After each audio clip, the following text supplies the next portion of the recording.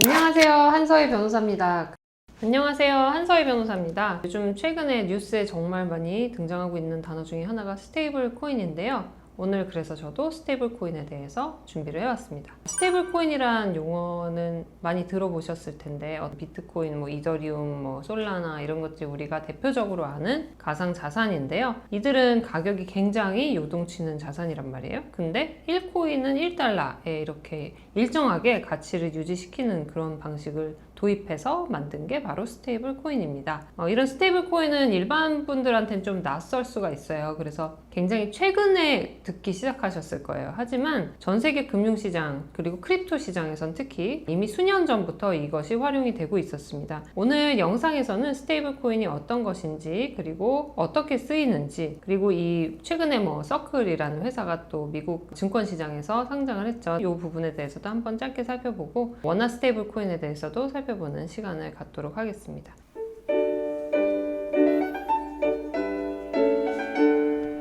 정의부터 한번 볼게요. 가치가 안정적인 암호화폐라는 거거든요. 1코인이 달러 또는 원화 이런 실제 법정 화폐에 그 가치가 고정이 되어 있어서 가격 변동이 거의 없는 것을 말해요. 이런 코인은 왜 나왔을까요? 이게 코인이라는 것에 주목을 할 필요가 있어요.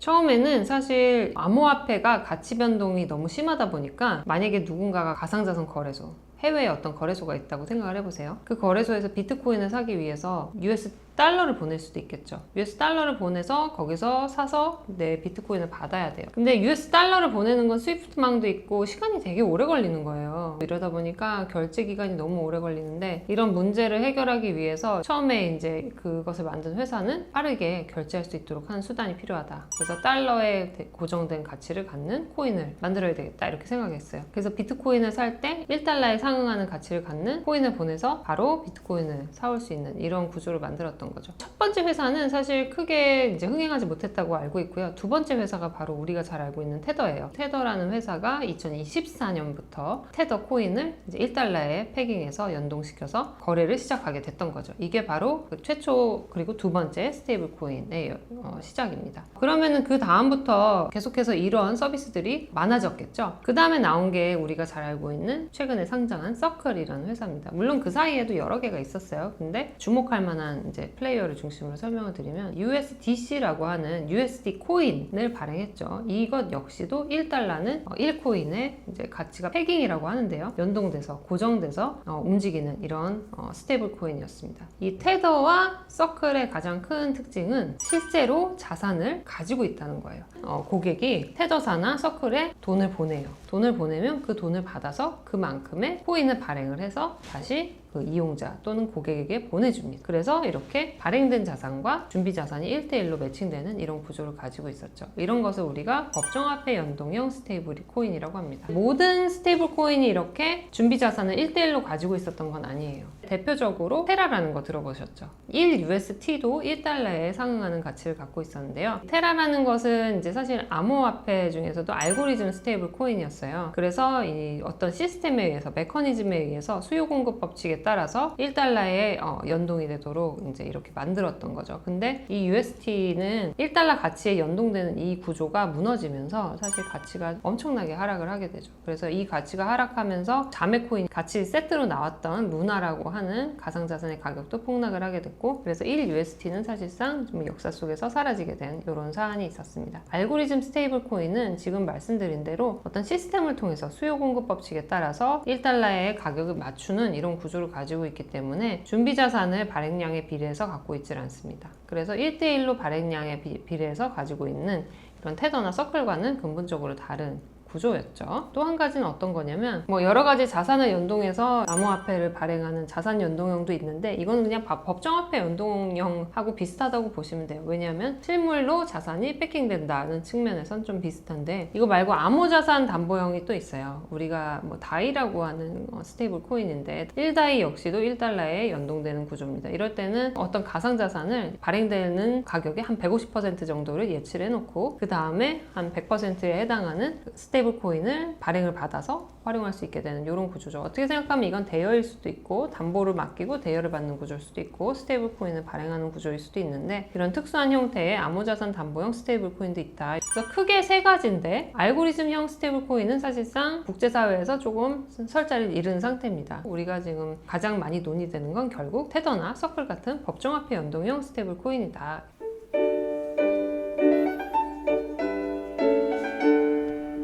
요즘에는 테더나 서클을 충전을 시켜서 어떤 페이 서비스를 통해서 결제할 수도 있기도 하고 마스터카드나 비자 카드에서 이걸 충전해서 결제에 활용할 수 있도록 하는 서비스도 나왔다고 해요. 근데 뭐 여러 자료에서 보여지는 거는 이런 실생활 결제에 사용되는 비중은 좀 낮은 것 같고요. 가장 많이 쓰이는 게 가상자산을 실제 구매하는 거, 그리고 우리가 바이낸스 같은 해외 거래소에 가면 파생 상품이 있거든요. 파생 상품을 거래할 때 예를 들면 내가 뭐 비트코인 3배 선물 계약을 체결하겠다. 그러면 증거금을 납입해야 되잖아요. 그 증거금으로 USDT를 넣거나 하는 경우가 되게 많아요. 그러면은 그때 USDT가 많이 쓰여요. 결과적으로 우리가 USDT를 제일 많이 쓰는 곳은 어디냐? 가상자산 거래소 거래를 위해서, 실제 가상자산을 거래하거나 가상자산 거래소에 상장된 파생상품 거래를 위해서 쓰는 경우가 90% 이상이다라고 이해를 해주시면 될 것 같아요. USDC 같은 경우는 조금 다른데요. 중앙화 거래소에서도 많이 쓰이지만 우리가 흔히 말하는 DeFi라고 하는 서비스에서도 많이 쓰입니다. 그래서 USDC는 그런 DeFi 서비스에서도 많이 활용이 되고 있고, 또 요즘에는 블랙락 이라는 데서 비들이라는 펀드를 만들었어요. 그리고 이렇게 MMF 같은 거를, 우리나라는 MMF가 그냥 증권회사에서 살 수 있는 상품이잖아요. 근데 미국에서는 이 MMF를 뭐 똑같지만 MMF를 토큰화 시켜가지고 토큰화된 MMF의 거래가 허용이 되고 있습니다. 이때 이 MMF 상품을 살 때 USDC로 결제할 수 있는 경우가 있어요. 그래서 이렇게 USDC는 USDT와는 결제 용도가 조금 다른 측면이 있다. 이렇게 이해를 해주시면 될 것 같고, 네 번째로는 신용카드 같은 게 연동이 돼가지고 실제 실물 경제에서 결제 수단으로서도 활용되는 경우가 일부 있다. 아직까지 많지는 않지만 실제 활용은 되고 있다. 근데 우리가 쉽게 생각할 수 있는 건 사실은 되게 뭐 해외 송금이라든지 무역 거래할 때라든지 이럴 때 쓰면 굉장히 간편할 것 같다는 생각은 들죠. 사실 실시간 결제로 단축될 수가 있기 때문에 국제 무역 거래를 위해서는 굉장히 좋은 수단이 될 수 있다라고 사람들이 많이 이야기를 하고 있어요. 그래서 최근에 USDC 같은 데서는 이런 결제망을 자기들이 제공하겠다라고 하고 발표하기도 했었죠. 테더 같은 경우는 처음에는 케이만에 법인이 설립됐다가 지금은 엘살바도르에 법인을 두고 있고, 그 테더에서 이제 발행된 USDT가 여러 거래소에서 유통이 되고 있는 상태죠. 이런 경우는 준비 자산을 100% 유지를 하면서 100%에 상응하는 발행 수량을 지키고 있습니다. 그 이후에는 어테스테이션이라고 하는 이제 자체적인 감사 보고서도 이제 발표를 하면서 이런 준비 자산 수량 관리를 철저히 하고 있습니다. 반면에 서클이라는 곳은 최근에 이제 상장을 했어요. 인터넷에 찾아보시면 프로스펙터스라고 해서 투자자 설명서도 찾아볼 수가 있기 때문에 비교적 이 구조나 서비스 모델, 그리고 서비스의 수익 구조까지도 쉽게 알아볼 수 있는 그런 측면이 있어요. 이 USDC라고 하는 거는 원래는 2018년에 처음 생겨났는데, 서클이랑 코인베이스라고 하는 거래소가 이제 센트레라고 하는 컨소시엄을 만들어서 시작을 했어요. 그래서 서클을 찍어내면 코인베이스에서 유통시켜주기로 한 이런 거래가 있었던 거죠. 이 센트레를 통해서 이제 사실 이제 발생되는 수익의 일부를 지금도 코인베이스가 가지고 가고 있는 걸로 알려지고 있어요. 서클 같은 경우는 미국에 등록된 MSB 라이센스를 가지고 있어요. 전자자금 이체업을 별도로 받은 서비스는 없기 때문에 실질적으로 우리나라에서는 요거랑 딱 들어맞는 서비스가 있다고 보기는 어렵고, 자금을 이동시킬 때 어쨌든 라이센스가 있는데 그걸 받은 회사구나, 이렇게 이해해 주시면 될 것 같아요. 지금은 기관 투자자들이 굉장히 USDC를 선호하는 걸로 많이 알려져 있고, 서클 같은 경우는 이제 서클의 상장 이야기를 좀 살펴보면 2013년에 처음 미국 보스턴에서 제레미 알레어라는 CEO가 창업을 했다고 해요. 초창기에는 이 회사가 비트코인 송금 서비스였다고 하고요. 근데 여기서 2018년부터 이제 코인베이스랑 아까 말씀드린 센트레 컨소시엄을 만들어가지고 우리가 찍어내는 USDC라고 하는 코인을 너네 거래소에서 유통을 시켜줘 라고 했던 거죠. 그래서 이 USDC가 코인베이스에서 거래가 되기 시작했습니다. 이때는 이제 투명한 달러 코인이다 라고 이제 캐치프레이즈를 내세웠고, USDT에 이제 대항해서 이제 경쟁자가 돼보겠다라고 해서 이제 만들어진 코인이라고 생각하시면 될 것 같아요.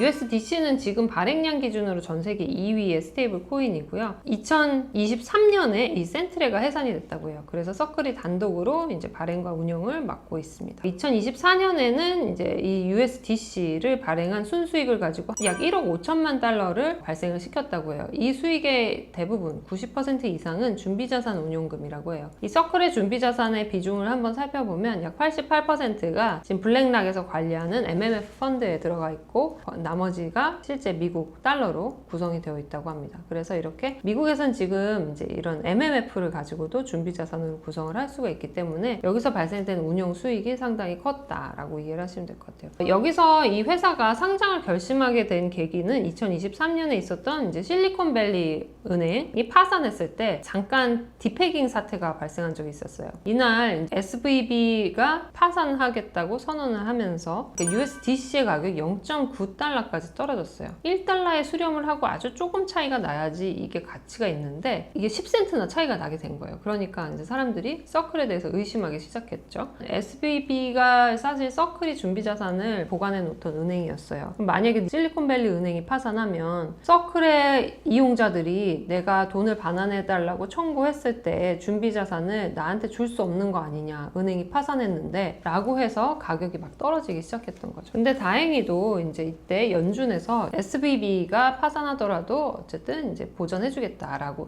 고객들의 예치금은 보전을 받을 수 있다라고 해서 보호해주는 장치를 마련해줬고, 또 서클도 적극적으로 우리가 100% 상환 청구에 응할 테니까 걱정하지 말아라 라고 하면서 이 디패깅 사태가 빠르게 회복이 됐습니다. 그래서 갑자기 가격이 폭락했지만 이후에 빠르게 회복이 됐다. 그래서 이런 어려움을 겪으면서 이 대표가 앞으로는 IPO라고 하는 투명한 기업 공개를 통해서 우리의 가치를 유지시켜 나가야 되겠다라고 이제 생각을 했다고 해요. 그래서 이렇게 제도권 내에서 운영이 되는 회사가 되면 훨씬 더 우리 회사가 신뢰를 얻고 더 이상 이런 디패깅 사태 같은 게 벌어지지 않을 것이다 라고 생각을 해서 상장을 결심했다고 합니다. 그래서 2023년 말부터 본격적으로 IPO를 준비했다고 하고요. 2025년 6월 5일에 드디어 뉴욕 증권거래소에 상장이 됐어요. 이 스테이블 코인 회사로서는 사상 최초의 증시 상장이기 때문에 굉장히 많이 관심을 끌었어요. 그래서 굉장히 많이 상승했어요, 가격이. 아주 초단기에 6월 5일에 상장했는데 막 쭉쭉쭉쭉 올라서 막 그러다 보니까 굉장히 지금 주목받고 있는 그런 비즈니스 모델이다라고 생각하시면 될 것 같아요. 이 회사는 이미 상장을 했기 때문에 분기별로 에드가의 이제 회계감사 보고서를 공시할 수밖에 없어요. 그리고 어떤 이 회계적인 투명성뿐만 아니라 자산 운용의 투명성, 그리고 주주관계 투명성, 이런 것들이 모두 보장이 되겠죠. 그런 장점이 있다라고 이해를 해주시면 될 것 같아요.